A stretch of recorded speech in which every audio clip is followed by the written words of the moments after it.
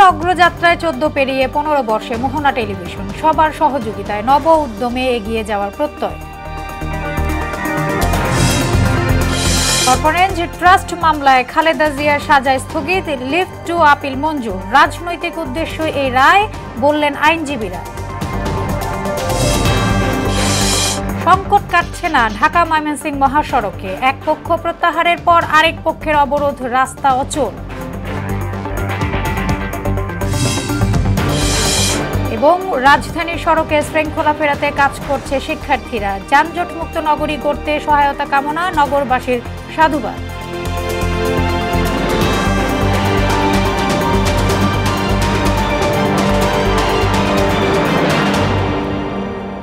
আসসালামু আলাইকুম, সবাইকে স্বাগত মোহনা সংবাদে। আপনাদের সাথে আছি আমি সোনিয়া ইসলাম। শুনছিলেন শিরোনাম, এবারে বিস্তারিত। শুরুতেই মোহনার বর্ষপূর্তির খবর। ঋতু বদলের সঙ্গে বদলায় বাংলার প্রকৃতি ও জীবন। সৌন্দর্যের পসরায় হেমন্তের রূপের এমন উদ্ভাসে আত্মপ্রকাশ করে মোহনা টেলিভিশন। দেখতে দেখতে গণমানুষের মুখপাত্র মোহনা টেলিভিশন পার করেছে 14টি হেমন্ত। প্রতিষ্ঠার শুভক্ষণে তাই তো উচ্ছ্বাস আনন্দে মেতে উঠে মোহনা পরিবার। বর্ষপূর্তি উদযাপনের গল্প থাকছে মনিরুল ইসলামের প্রতিবেদনে, আর ছবি তুলেছেন সুজন মিয়া। হেমন্তের পদার্পণে রং লাগতে শুরু করে প্রকৃতি ও মানুষের মনে। গ্রামীণ জনপদে বইতে থাকে আনন্দের ফল্গুধারা। নতুন ধানের মম গন্ধে হেমন্ত দিন শুরু হয় শিশিরের আলিঙ্গনে। সূর্যটা শিশির ডিঙিয়ে অভিবাদন জানায় একটি নতুন দিনের। নিপুণভাবে তৈরি মাকড়সার জালে ততক্ষণে বাঁচার আকুতি করছে কোনো এক শিকার।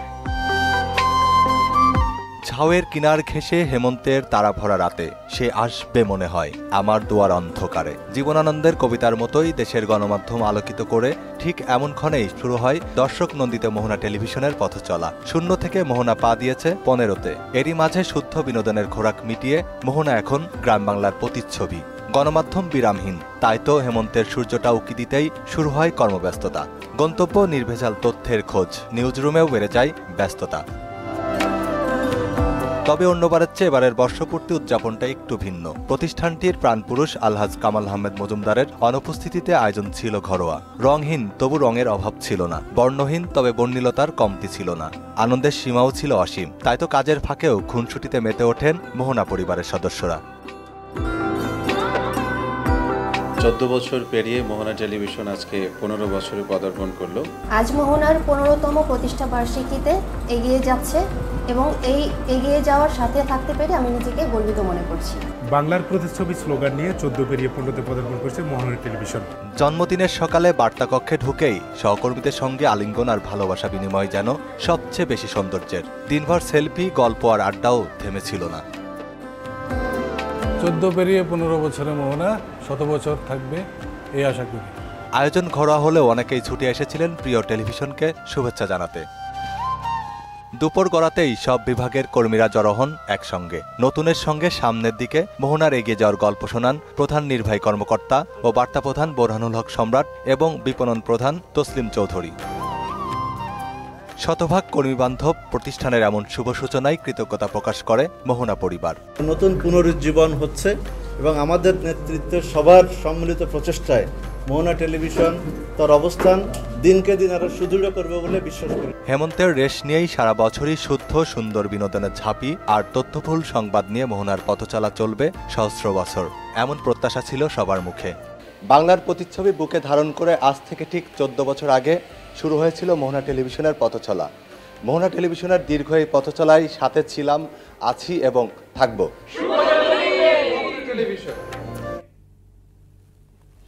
এদিকে সারা দেশেও নানা আয়োজনে উদযাপিত হচ্ছে মোহনা টেলিভিশনের 14তম প্রতিষ্ঠা বার্ষিকী। কেক কাটা, শুভেচ্ছা বিনিময় ও আলোচনা অনুষ্ঠানের মাধ্যমে দিন উদযাপন করছে মোহনা টেলিভিশন দর্শক ফোরাম। সারা দেশে মোহনার বর্ষপূর্তি উদযাপনের চিত্র জানাচ্ছেন শারমিন স্বর্ণা। বগুড়া ব্যুরো অফিসের আয়োজনে খতমে কোরআন, মিলাদ মাহফিল, দোয়া ও কেক কাটার মধ্য দিয়ে পালিত হয়েছে মোহনা টেলিভিশনের প্রতিষ্ঠা বার্ষিকী। এ সময় অন্ধ ও এতিম বাচ্চাদের খাবার প্রদান করা হয়। ময়মনসিংহের ভালুকা প্রেস ক্লাব মিলনায়তনে মোহনা টেলিভিশনের প্রতিষ্ঠা বার্ষিকী উপলক্ষে আলোচনা সভা, কেক কাটা ও দোয়ার আয়োজন করা হয়। গাইবান্ধায় মোহনা টিভির প্রতিষ্ঠাবার্ষিকী উদযাপন উপলক্ষে আলোচনা সভা অনুষ্ঠিত হয়েছে। এ সময় বিভিন্ন পর্যায়ের কর্মকর্তা সহ জেলার ইলেকট্রনিক ও প্রিন্ট মিডিয়ার সাংবাদিকবৃন্দ উপস্থিত ছিলেন। গাজীপুরের কালিয়াকৈর প্রেস ক্লাবে মোহনা টিভির প্রতিষ্ঠাবার্ষিকী উপলক্ষে আলোচনা সভা ও কেক কাটা অনুষ্ঠানের আয়োজন করা হয়। কুড়িগ্রামে মোহনা টেলিভিশনের দর্শক ফোরাম কুড়িগ্রামের আয়োজনে নাগেশ্বরী উপজেলা পরিষদ সভাকক্ষে কেক কাটা ও আলোচনা সভা অনুষ্ঠিত হয়। চট্টগ্রামে নানা আয়োজনের মধ্য দিয়ে মোহনা টিভির প্রতিষ্ঠাবার্ষিকী পালিত হয়েছে। অনুষ্ঠানে সিটি মেয়র শাহাদাত হোসেন, মহানগর জামায়াতের আমির, সাবেক এমপি শাহজাহান চৌধুরী সহ বিভিন্ন রাজনৈতিক ব্যক্তিবর্গ সহ বিভিন্ন পেশার মানুষ অংশ নেয়। ভৈরবে টেলিভিশন জার্নালিস্ট অ্যাসোসিয়েশনের সৌজন্যে কেক কাটা ও আলোচনা সভার আয়োজন করা হয়। ফরিদপুরে মোহনা টেলিভিশন দর্শক ফোরামের আয়োজনে কেক কাটা ও আলোচনা সভার আয়োজন করা হয়। পাবনার ঈশ্বরদীর কাশ্মীরি ফুল গার্ডেন হলরুমে আলোচনা শেষে আনন্দঘন পরিবেশে মোহনা টিভির প্রতিষ্ঠাবার্ষিকী পালন করা হয়। সাতক্ষীরায় আলোচনা সভা কেক কাটার মধ্য দিয়ে পালিত হয়েছে মোহনা টেলিভিশনের প্রতিষ্ঠাবার্ষিকী। শারমিন স্বর্ণা, মোহনা সংবাদ। এবার অন্যান্য খবর। প্রধান উপদেষ্টা অধ্যাপক ডক্টর মোহাম্মদ ইউনুস বলেছেন, অভিবাসী শ্রমিকরা দেশ গড়ার কারিগর। জুলাই আগস্টের গণ অভ্যুত্থানে তারা বড় ভূমিকা পালন করেছিল। তাদের কাছে সরকার কৃতজ্ঞ। সকালে হজরত শাহজালাল আন্তর্জাতিক বিমানবন্দরে অভিবাসী শ্রমিকদের জন্য প্রথমবারের মতো একটি বিশেষ লাউঞ্জ উদ্বোধনের সময় প্রধান উপদেষ্টা এসব কথা বলেন। প্রধান উপদেষ্টা বলেন, প্রবাসীরা অনেক কষ্ট করে টাকা রোজগার করে বাংলাদেশে পাঠায়। তাদের যে প্রাপ্য ও সম্মান তা দেওয়ার জন্যই আজকের এই প্রথম পদক্ষেপ। এই লাউঞ্জ প্রবাসীদের ভ্রমণকে সহজ করবে বলেও আশা করেন ডক্টর ইউনুস। আপনাদের দিয়েই তো দেশ চলে, আপনাদেরকে তো মাথার উপরে রাখার কথা, অপরাধী করে রাখবে কেন? ভাবখানা এই যে তোমরা নিজেদের টাকা রোজগার করতেছো, তোমাদের ব্যাপার, আমাদের কি এটাতে? অথচ টাকা যেটা রোজগার করছে এটা বাংলাদেশের জন্য রোজগার হইতেছে, বাংলাদেশে আসতেছে এই টাকা। আপনারা কষ্ট করে টাকাটা রোজগার করে আনেন, দুর্ভাগ্য হলো দেশে এই টাকা আরেকজনে পাচার করে আরেকদিকে নিয়ে যায়। জিয়া অরফানেজ ট্রাস্ট মামলায় বিএনপি চেয়ারপারসন খালেদা জিয়ার বিরুদ্ধে দেয়া রায় ও সাজার কার্যকারিতা স্থগিত করেছেন আপিল বিভাগ। আলাদা দুটি রায়ের বিরুদ্ধে করা লিভ টু আপিল মঞ্জুরি করেন আপিল বিভাগের 3 সদস্যের বেঞ্চ। আর সাজার রায়ের রাজনৈতিক উদ্দেশ্য প্রণোদিত বলে মন্তব্য করেছেন খালেদা জিয়ার আইনজীবীরা। MR আসাদের রিপোর্ট। 2018 সালের রাষ্ট্রপক্ষের করা জিয়া অরফানেজ ট্রাস্ট মামলায় 5 বছরের সাজার বিরুদ্ধে খালেদা জিয়ার করা আপিলের রায়ে সাজা বাড়িয়ে 10 বছর করা হয়। পৃথক দুটি লিভ টু আপিল 6 বছর ঝুলে থাকার পর সোমবার আপিল বিভাগের আদেশের দিন ধার্য করেন আদালত। আপিল বিভাগের 3 সদস্যের বেঞ্চ খালেদা জিয়ার লিভ টু আপিল মঞ্জুর করেন। এর ফলে রায়ের বিরুদ্ধে উচ্চ আদালতে আপিল করতে পারবেন খালেদা জিয়া। প্রাথমিকভাবে 5 বছর সাজা দিয়েছিল এবং পরবর্তীতে আপনারা জানেন যে বিচার বিভাগকে ব্যবহার করে ফ্যাসিস্ট সরকার সেই 5 বছর সাজাকে 10 বছর করেছিল। দেশনেত্রী বেগম খালেদা জিয়ার বিরুদ্ধে রাজনৈতিক প্রতিহিংসার বশবর্তী হয়ে হাইকোর্ট ডিভিশন রায় দিয়েছিলেন। পর্যাপ্ত তথ্য উপাত্ত পক্ষে থাকায় খালেদা জিয়ার আবেদন মঞ্জুরি পেয়েছে বলে জানান দুর্নীতি দমন কমিশনের আইনজীবী আসিফ হাসান।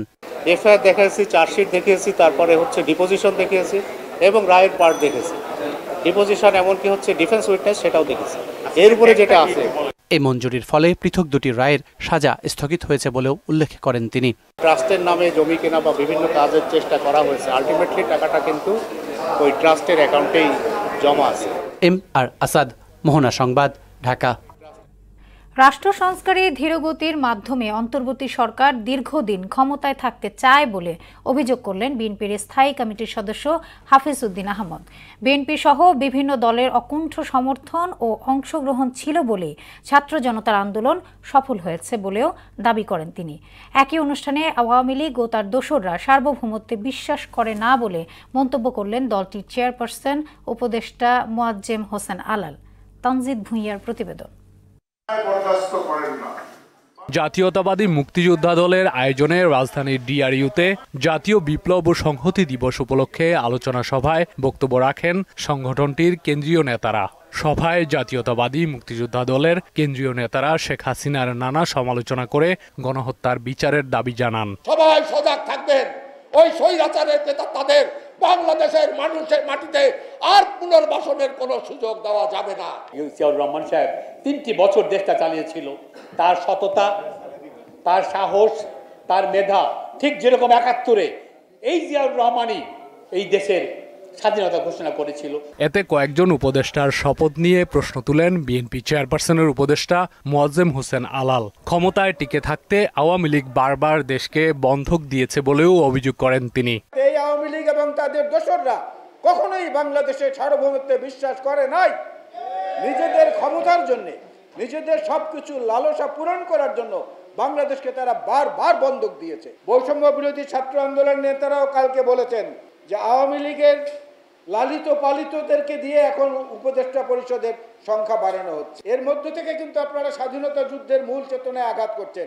এ সময় খুব দ্রুত সংস্কার শেষ করে নির্বাচন দেওয়ার আহ্বান জানান দলটির স্থায়ী কমিটির সদস্য হাফিজ উদ্দিন আহমদ। আমরা ডক্টর ইউনূসের সরকারকে সমর্থন করেছি, ভবিষ্যতেও করব, কিন্তু আজীবন ক্ষমতা থাকার চেষ্টা করবেন না। জিনিসপত্রের দাম অনেক বেড়ে গিয়েছে।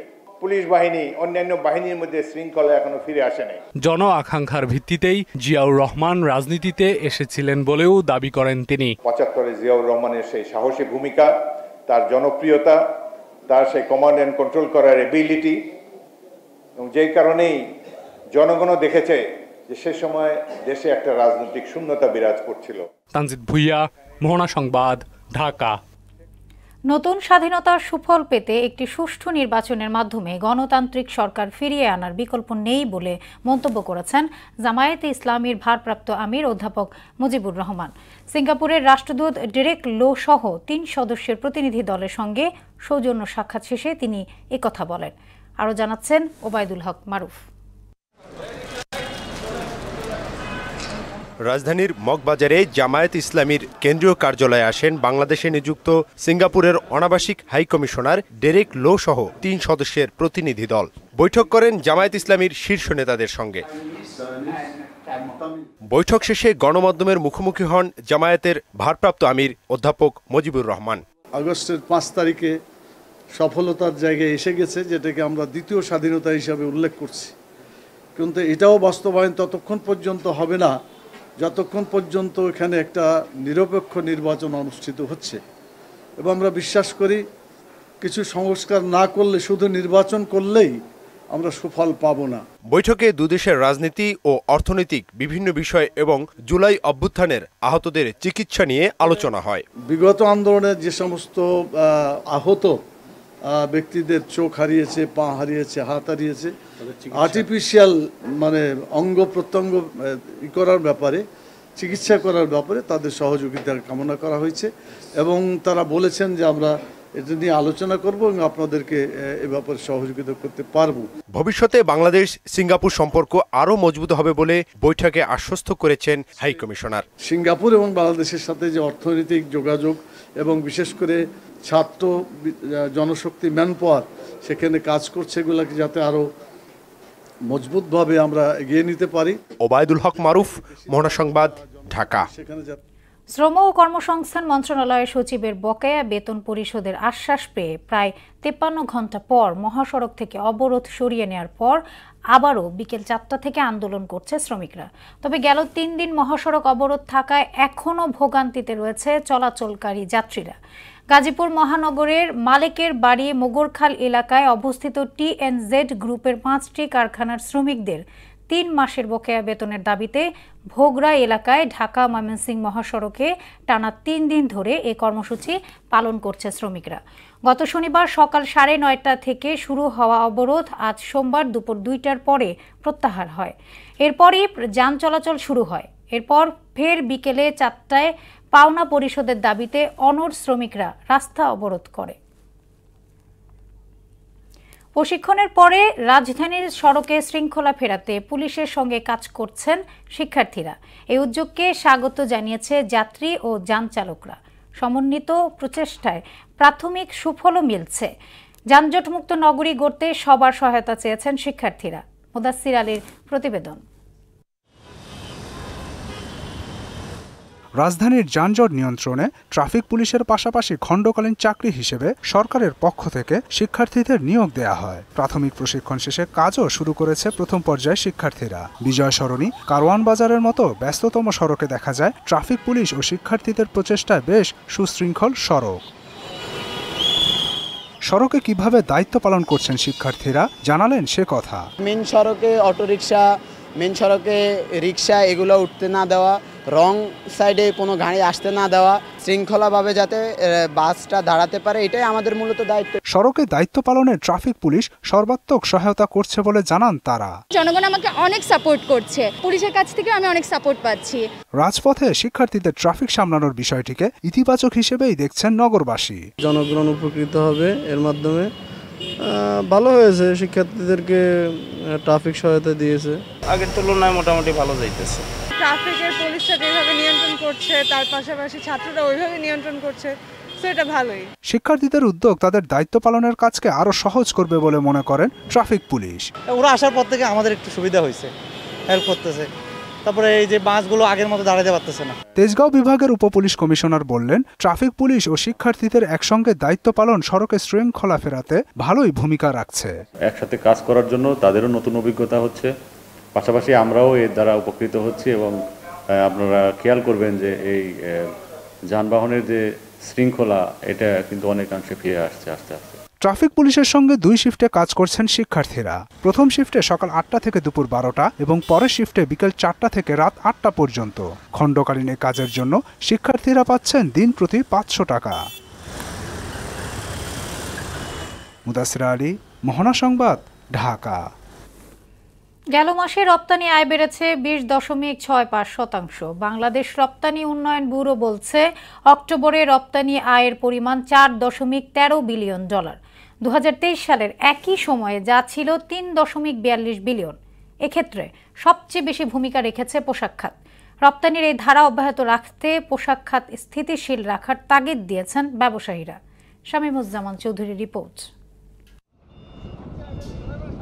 হাওয়া লেগেছে বাংলাদেশের রপ্তানি আয়ে। বাংলাদেশ রপ্তানি উন্নয়ন ব্যুরো ইপিবির এক প্রতিবেদন জানায়, 2024-25 অর্থ বছরে জুলাই অক্টোবরের মধ্যে রপ্তানি 10.8% বেড়ে 15.78% বিলিয়ন হয়েছে, যা গত অর্থ বছরে একই সময়ে ছিল 14.24 বিলিয়ন। এর মধ্যে জুলাই অক্টোবরে তৈরি পোশাক খাত থেকে রপ্তানি আয় এসেছে $12.81 বিলিয়ন, যা গত অর্থ বছরে একই সময়ে ছিল $11.5 বিলিয়ন। অক্টোবর মাসে এ খাতের আয় $3.3 বিলিয়ন, গতবারের চেয়ে যা 22.8% বেশি। গেল মাসে কৃষিপণ্য রপ্তানি থেকে আয়ের পরিমাণ $113 মিলিয়ন, প্রবৃদ্ধির পরিমাণ 6.95%। বিশেষায়িত টেক্সটাইল খাতে বিদায়ী মাসে আয় বেড়েছে 19.52%। রপ্তানি হয়েছে $36 মিলিয়ন পণ্য। তবে হোম টেক্সটাইল খাতে রপ্তানি আয় খানিকটা কমেছে, এখান থেকে আয় $64 মিলিয়ন।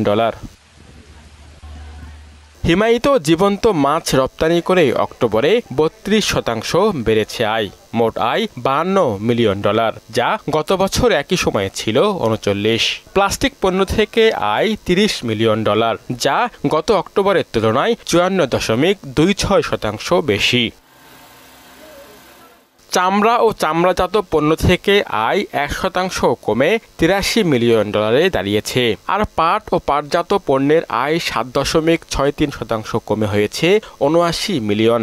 গেল মাসে ওষুধ পণ্য রপ্তানি বেড়েছে 49% হিসাবে, যা $21 মিলিয়ন।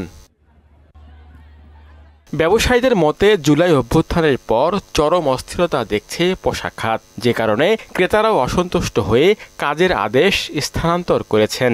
এর মধ্যেও রপ্তানি আয় বৃদ্ধি অর্থনীতির জন্য ইতিবাচক। এ প্রবণতা ধরে রাখতে পোশাক খাতে নিরাপত্তা ও স্থিতিশীলতা নিশ্চিত করা জরুরি বলে মনে করেন তারা।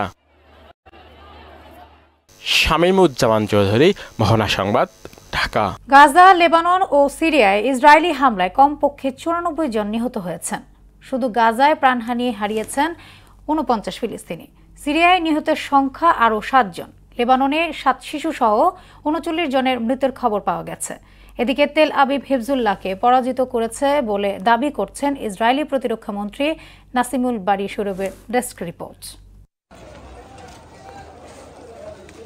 ফিলিস্তিনের অবরুদ্ধ গাজা উপত্যকায় ইসরায়েলি হামলায় অন্তত 49 জন ফিলিস্তিনি নিহত হয়েছেন। এর মধ্যে উত্তর গাজার জাবালিয়াতে নিহত হয়েছেন 36 জন। 1 বছরেরও বেশি সময় চলা এ তাণ্ডবে 43,600 ছাড়িয়েছে প্রাণহানি। সিরিয়াতেও হামলা চালিয়েছে ইসরায়েল। সিরিয়ার প্রতিরক্ষা মন্ত্রণালয় জানিয়েছে, রাজধানীর দামেস্কের একটি আবাসিক ভবনে ইসরায়েলি বাহিনী এই বোমা হামলা চালায়। এতে অন্তত 7 জন নিহত হয়েছেন। ইসরায়েলি বাহিনী গত 24 ঘন্টায় লেবাননে যে অভিযান চালিয়েছে তাতে আরও 39 জন নিহত হয়েছেন। রাজধানী বৈরুতের উত্তরে আলমাদ গ্রামে প্রাণহানির সংখ্যা 23 জন। এর মধ্যে 7 শিশু রয়েছে। গত 1 বছরে লেবাননে 3,189 জন নিহত এবং 14,000-এরও বেশি আহত হয়েছেন বলে জানিয়েছে দেশটির স্বাস্থ্য মন্ত্রণালয়। এদিকে লেবাননের হিজবুল্লাহকে পরাজিত করেছে তেল আবিব, এমন দাবি করেছেন ইসরায়েলি প্রতিরক্ষামন্ত্রী ইসরায়েল ক্যাটস। নাসিমুল বারি শোরফ, মোহনা সংবাদ। শেষ করব মোহনা সংবাদ, যাবার আগে শিরোনামগুলো আরও একবার।